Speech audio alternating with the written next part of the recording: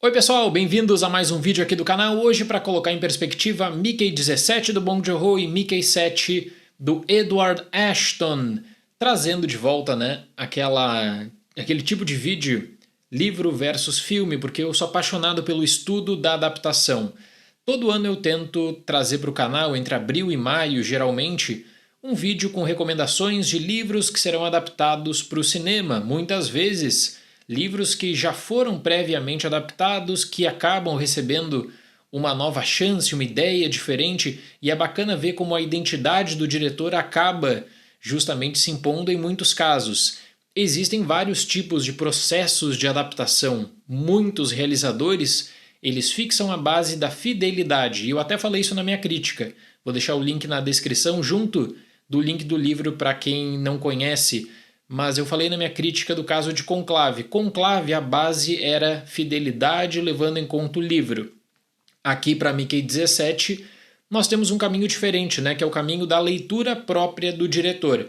O diretor que toma conta justamente de um processo criativo do Edward Ashton, mas faz a sua própria leitura.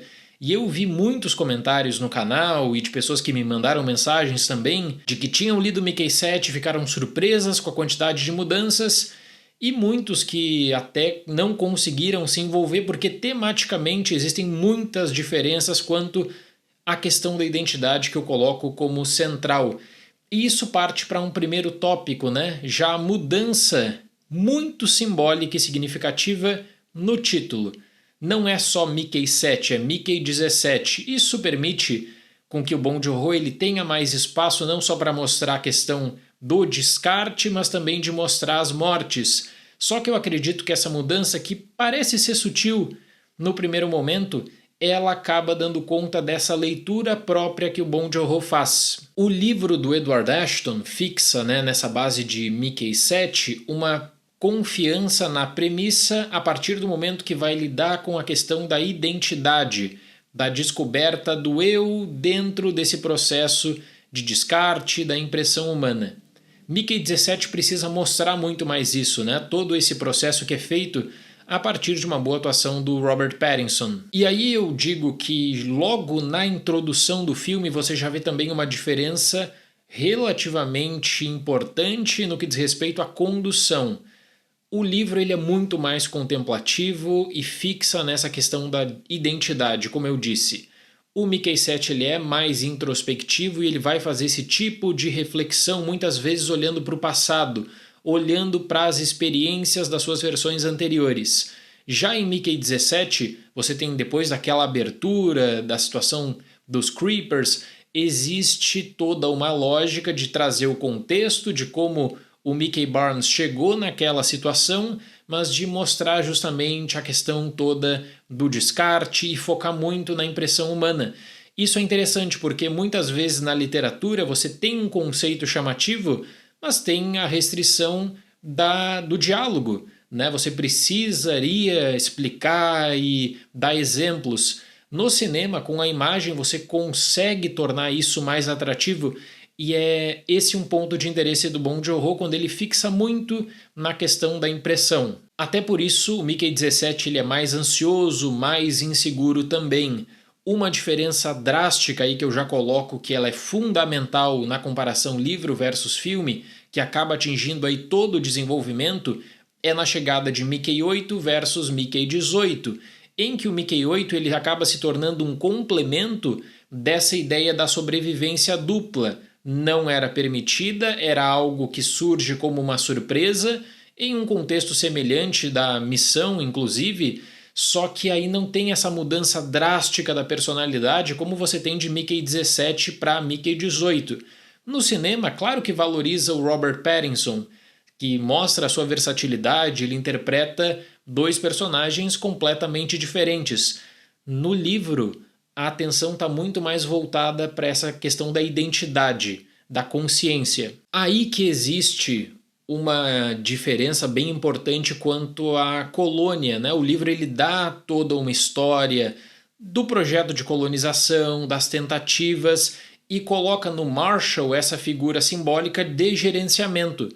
Não é um personagem que ele toma conta do interesse, tem algumas decisões às vezes polêmicas, mas ele está longe de ser esse personagem que pauta pela propaganda, culto à personalidade, que acaba trazendo para consideração muitos tópicos para discussão quanto ao autoritarismo. Existe a comparação, inclusive, né, do Bong Joon-ho, que vai fazer uma sátira ao Donald Trump usando o Mark Ruffalo, mas você pode passar para a mesma abordagem quanto a esposa, que é uma adição, né, que é interpretada pela Toni Collette. Eu até citei na minha crítica o caso da Helena Ceausescu. Você pega a vertente autoritária, registros disso, e aí o Bong Joon-ho ele transforma o Marshall, ele transforma como uma parte de crítica, também a todo um processo de culto à personalidade, e por outro lado também transforma nesse personagem que se tornaria o grande vilão da história.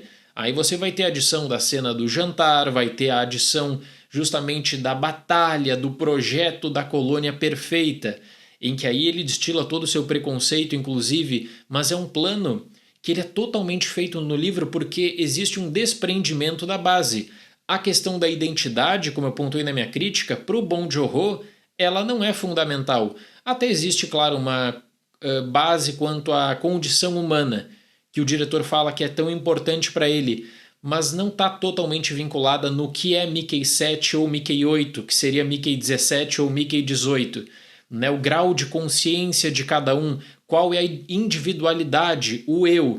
Isso no filme fica como secundário. E todas essas amarrações feitas a partir do próprio caso do Marshall, elas se desvinculam. Eu poderia citar o caso da Nasha, por exemplo. No livro, um interesse romântico acaba sendo construído e no filme de uma outra perspectiva. Inclusive, né, quanto à própria forma como o filme ele acaba discutindo de forma mais explícita o sexo.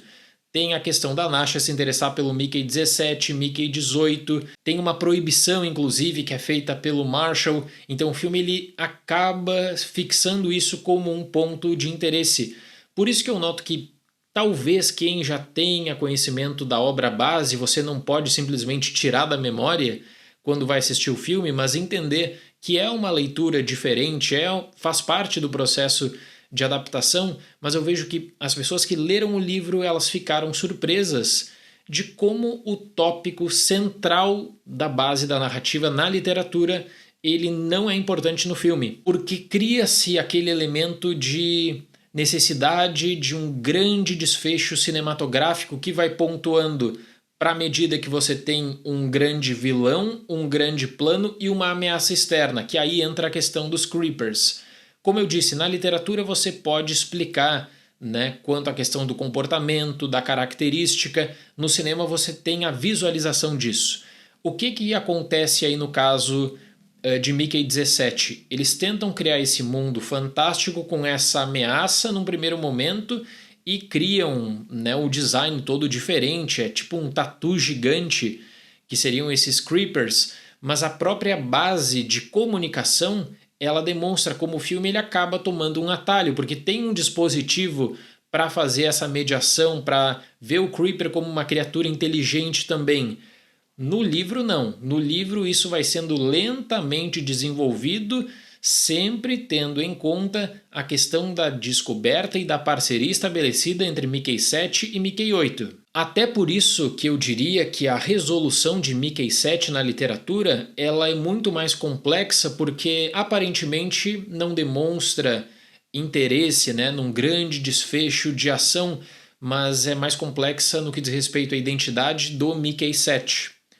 O filme não. O filme ele precisa criar um sentimento de que algo muito grande está em jogo. Então tem a questão da ameaça, do bebê Creeper, e são adições que são feitas no filme, o sacrifício, a morte do Marshall, a própria questão de como o Mickey 18 ele acaba tomando, né, uma atitude que num primeiro momento poderia parecer inesperada. Então se o livro pauta a identidade, o filme ele pauta uma discussão política que se arma para um grande conflito dessa ameaça externa.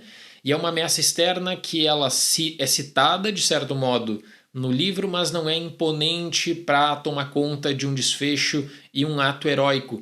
A própria questão da Nasha tomando uma posição de liderança, da destruição da impressora humana, são elementos que eles não são colocados como prioridade, não existem, né? São adições feitas pelo Bong Joon-ho para fixar justamente em torno da sua leitura, da sua interpretação do que é Mickey 17, reformulando todo o final, reformulando todas as conexões para dizer o seguinte: essa é a minha visão a partir dos escritos do Edward Ashton. Então não é um filme só sobre identidade, coloca isso, eu diria, até pela questão filosófica, existencialista, para segundo plano. O foco está muito mais nessa articulação política que aí coloca Mickey 17 contra Mickey 18 e reformula não só a base de interesse romântico, como amizades, e deixa em muitos momentos todo o plano de colonização completamente de lado. Então é o Bong Joon-ho, como eu disse na minha crítica, retomando temas da sua filmografia, que eu considero, apesar de adorar a filmografia dele, eu considero que Mickey 17 é o mais fraco da sua carreira até agora, ainda que muito acima da média comparado com vários outros realizadores. Um projeto ambicioso, um projeto caro, um projeto que demanda um investimento considerável em efeitos, que eu acredito, né, que ele vai acabar entrando para a discussão nesse ano de 2025, independentemente da estratégia feita pela distribuidora de praticamente atirar numa data qualquer de março e já antecipar o lançamento nas plataformas digitais para aluguel e depois para streaming também. Não parece existir uma confiança no potencial dessa versão de Mickey 17. O porquê, aí quem sabe a gente vai descobrir no futuro. Falta de confiança do estúdio, insatisfação com o diretor, porque o diretor tinha o corte final. Então ele me parece um filme mais envolto nas suas próprias controvérsias como base de interesse do que muito mais pelo processo de adaptação que ele é feito. Certo, pessoal? Muito obrigado pela atenção, até mais e tchau!